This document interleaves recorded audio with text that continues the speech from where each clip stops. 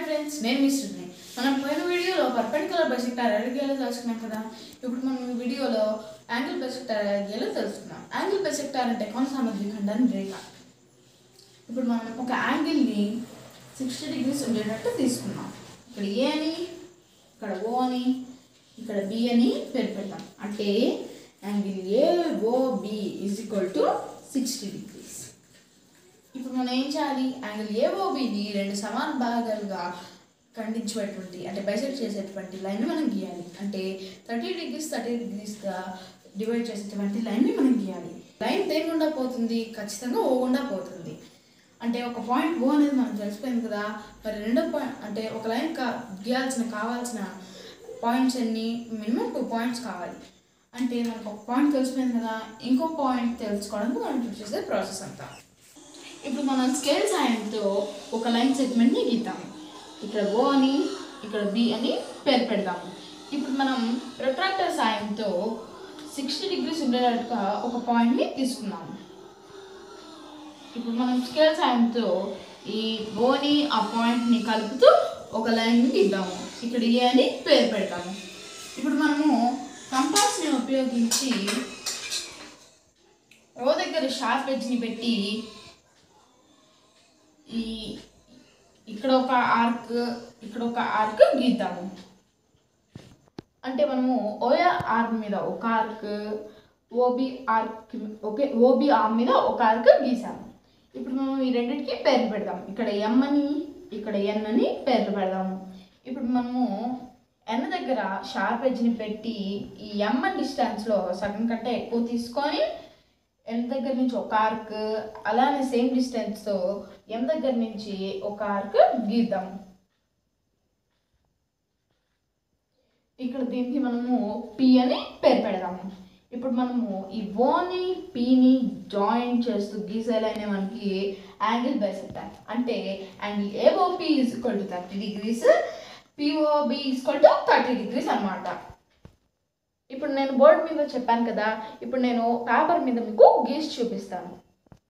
మనము దీన్ని గీయడానికి మనకు కొలతనేం అవసరం లేదు కాబట్టి మనము ఎంత డిస్టెన్స్తో అయినా ఒక లైన్ సెగ్మెంట్ని గీద్దాము. ఇప్పుడు నేను ఈ లైన్ సెగ్మెంట్కి ఇక్కడ ఓ అని, ఇక్కడ బి అని పేరు పెడుతున్నాను. ఇప్పుడు నేను ప్రొట్రాక్టర్ని ఉపయోగించి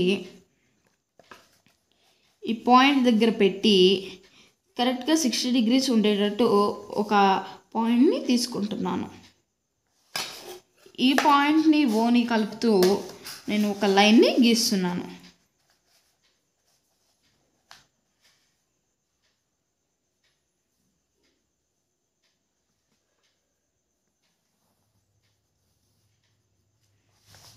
దీనికి ఇక్కడ ఏ అని పేరు పెడుతున్నాను. ఇప్పుడు ఈ angle AOB is equal to 60 degrees అన్నమాట. ఇప్పుడు మనము ఈ యాంగిల్ ఏఓబికి ఓఏ అనేది ఒక ఆమ్, ఓబి అనేది ఒక ఆమ్. ఇప్పుడు మనము షార్ప్ ఎడ్జ్ని ఓ దగ్గర పెట్టి ఈ ఓఏ ఆమ్ మీద ఒక ఆర్క్ని గీస్తున్నాను. సేమ్ డిస్టెన్స్తో ఒక ఆర్క్ని గీస్తున్నాను. ఇప్పుడు నేను ఈ రెండు పాయింట్స్కి పేర్లు పెడదాము. ఇక్కడ ఎం అని, ఇక్కడ ఎన్ అని.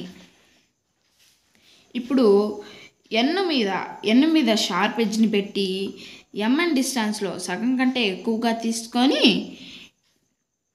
ఇటు సైడ్ ఒక ఆర్క్ గీద్దాము.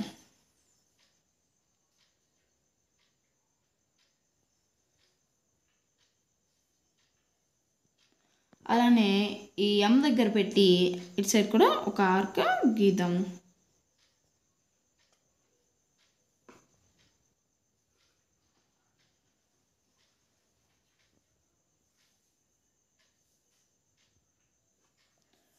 ఇప్పుడు ఈ రెండు జాయింట్ అయ్యే పాయింట్ని మనము ఇక అనుకుందాము. ఇప్పుడు ఓని పిని జాయిన్ చేస్తూ ఒక లైన్ని గీద్దాము.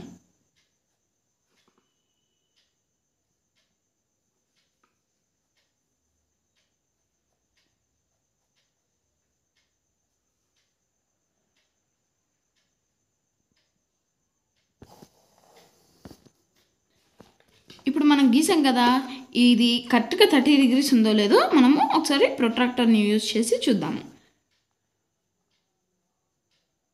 చూడండి, కరెక్ట్గా 30 degrees మీద ఈ లైన్ అయితే పాస్ అవుతుంది. ఓకే, అంటే ఈ యాంగిల్ ఏఓపి ఎంత 30 degrees, అలానే యాంగిల్ పిఓబి ఎంత 30 degrees. అంటే angle AOP is equal to POB, angle POB. ఇప్పుడు ఓపి అనేది మనకి యాంగిల్ బైసెక్టార్. ఇప్పటి వరకు మనము యాంగిల్ బైసెక్టార్ ఎలాగేయాలో తెలుసుకున్నాం కదా ఫ్రెండ్స్.